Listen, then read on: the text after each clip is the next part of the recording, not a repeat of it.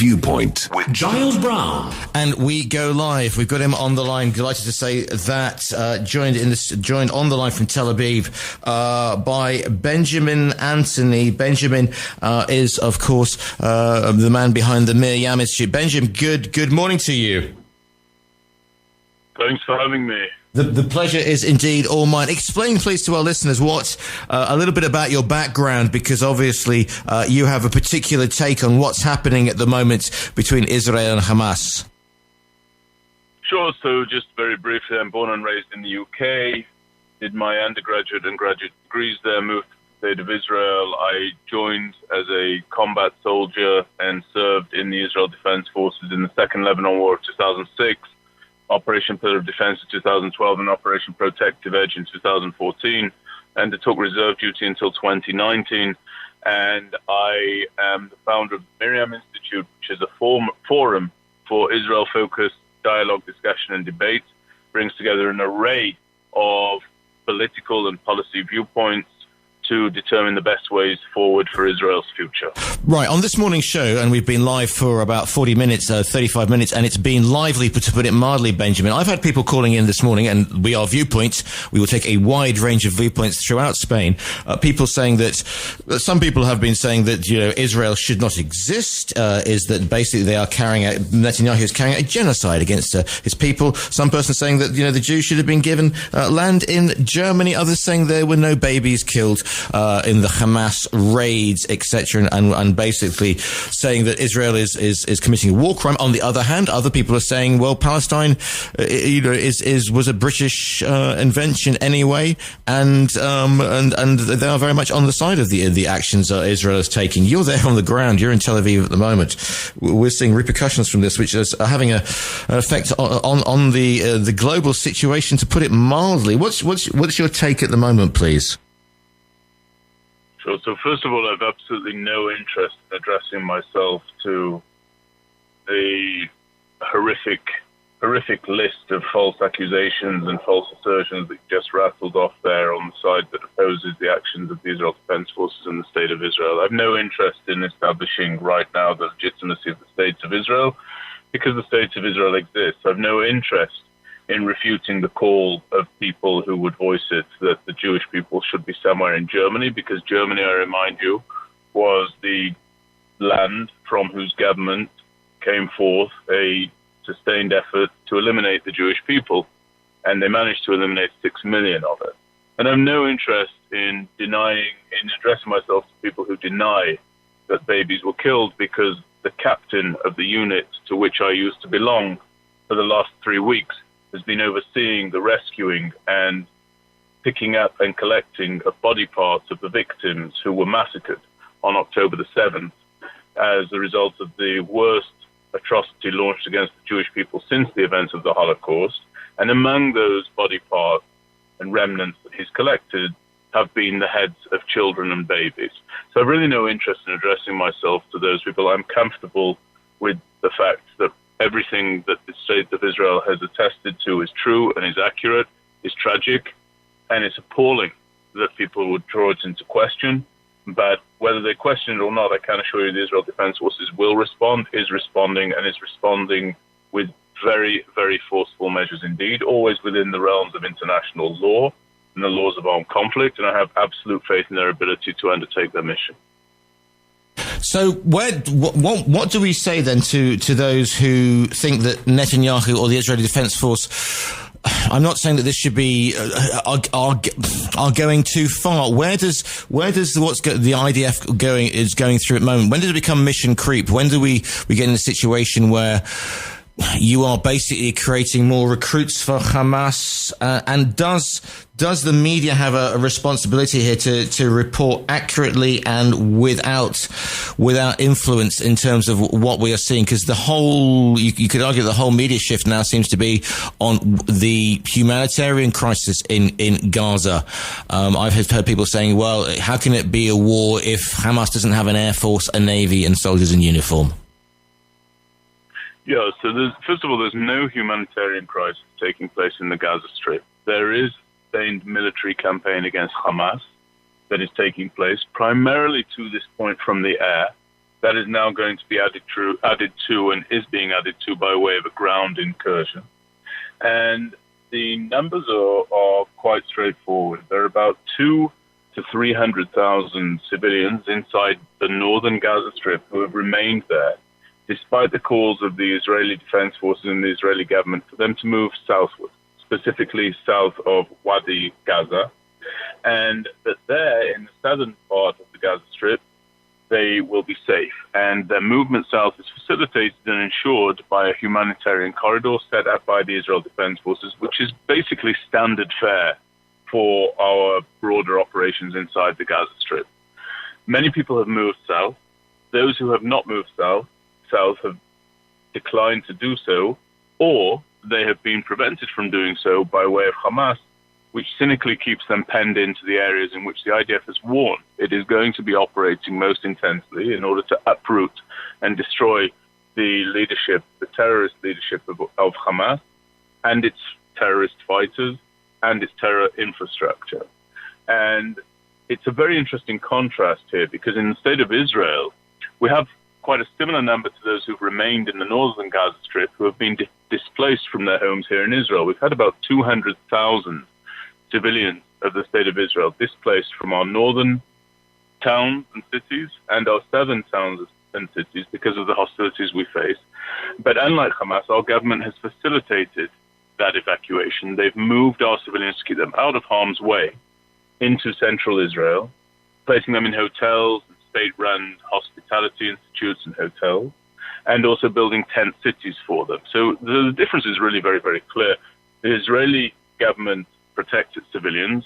The terror organization Hamas seeks to have its civilians killed in the pursuit of PR victories, into the hands of which play far too many media outlets. And to your second question, the media outlets ought to know better. I think it's completely ridiculous and absurd that an organization which has been shown to be keen, ready, and dedicated to the rape, murder, massacre, beheading, and mutilation of innocent civilians inside Israel, and to the kidnapping of our elderly, our infirm, our unborn children, our men and our women, that they should look at an organization that has not only undertaken those crimes, but has then broadcast those crimes for everybody to see boastfully that they have done so. And yet the international media seems to struggle with the idea that that same murderous, depraved organization might fall into a tendency to bear false witness when it comes to the number of casualties that are being killed inside the Gaza Strip. It doesn't seem to me like too credible a witness. You know, my father was a criminal defense solicitor in the UK, and when he used to put defendants on the stands or witnesses on the stand, I don't think that he ever thought to himself, you know, if I can just find a rapist, murderer, genocidal, brutal terrorist and put them on the stand, they'll really come across as a credible witness. I think that everybody would understand that's not a source to be listened to, except it seems in the realm of the international media, where they seem all too willing to listen to the lies and the falsehoods of Hamas, incidentally just some of which were debunked completely when they falsely claimed that there was a hospital struck by the Israel Defense Forces on October the 14th. It was not, and there were not 500 civilians killed there. The IDF had nothing to do with that strike. It was actually a launch by Palestinian Islamic Jihad inside the Gaza Strip, onto a site inside the Gaza Strip, and Israel got blamed. So the press needs to be far more responsible and just, quite frankly, a lot more honest. What would you say to those who say, but you're not giving these hospitals, these people that have got nowhere to go in Gaza, they're going to the south of the country, and yet they're still getting rocketed, and they're still being subject to strikes? I'd say that that's not true. They're not being subjected to strikes. They are able to move to the south. There is a unit of the Israel Defense Forces that works in tandem with the Israeli security establishment. It's called COGAT. People can look it up. It stands for Coordination of Government Activities in the Territories, and the acronym for that is COGAT, C-O-G-A-T. And COGAT is very accustomed to facilitating humanitarian corridors from one area of the Gaza Strip to another area of the Gaza Strip. And by the way, we have very powerful and very strategically important allies with whom we coordinate here in the State of Israel, and to whom we're more than happy to provide answers and more than happy to provide evidence and insight. And those include the United States of America. And so if the state of Israel was guilty of telling civilians to move somewhere, and then once they arrive at that point, to bombing those same civilians, they would have to answer to an ally that would view such actions, shall I say mildly, very, very askance indeed. The reality of the matter is that the allegations are false. The so-called health ministry of the Gaza Strip is merely another branch of Hamas's terror organization, and I don't think that anybody should be giving any credence whatsoever to any numbers that eventuate or emanate from a Hamas terror organization. It's absurd on its face that they should be given any confidence by the media. And you'll forgive me, I assign absolutely no significance to their claims because I don't trust them to verify anything, and I don't trust them to deal in the truth. I'm joined in the studio by former legal professional Tim Stafford. Tim, you got a question for Benjamin? Yes, Benjamin, nice to hear from you. And I have a question which concerns what disinformation we have running through the media, probably worldwide, about what constitutes a legitimate, proportionate response. And I'm very much of the opinion, personally, that what Israel is doing is exactly what, let us say, the UK would do in the same circumstances. I've always maintained that. And about the disinformation that's coming from Hamas about levels of casualty and the difficulty for us in disseminating this information is classic and always the case in situations such as this. But my question for you is this. Let us say in your father's criminal defending that there's been a case where somebody comes into your house and perhaps murders one of your children, uses extreme violence in doing so, and you manage to eject that person, and they return to their neighbour of yours, or they return to their own home, but they have a threat that they're going to continue to or possibly that they may return and do the same thing to your other children or wife or whatever. At what point, and this goes back to the Israeli situation, would Israel decide that Palestine, that strange word, is sufficiently disarmed, or having its missile systems removed, or the supply of them, and you're a military man, that this conflict can be put at an end? Where is that point? And that is a question which I'd like to pose to you. Yeah, first of all, I very much appreciate your comments. I'll address them as best I can. With regard to somebody coming into someone's home and killing them, and then what would be the recourse? Of course, as you know, the appropriate recourse, once emotions and anger and anguish have subsided or have been conquered temporarily, is to alert the relevant authorities to that so that they can put out the source of that continuing threat that you described. The relevant authorities in this case are the Israel Defense Forces. It's not vigilantes running all over the place from the state of Israel, individual civilians who decide they're going to take up arms and bring about vengeance. There's none of that taking place. We have a relevant force that is charged with securing our people and our homeland. It has a name. It's called the Israel Defense Forces. And sadly, Tim, as you said, too many people believe, or too many people assess the events in a war zone in accordance with a completely warped and uninformed misapprehension about what proportionality actually is or is not, according to the laws of armed conflict or international humanitarian law. And the reality is very simple on that front. It's very clear.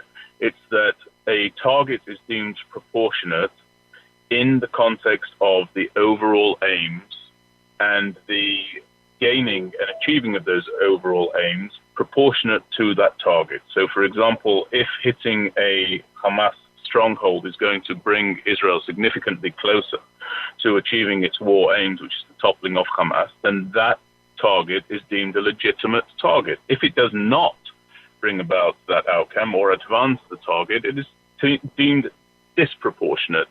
Too many people think that disproportionality and proportionality have to do with how many are killed on one side versus the other.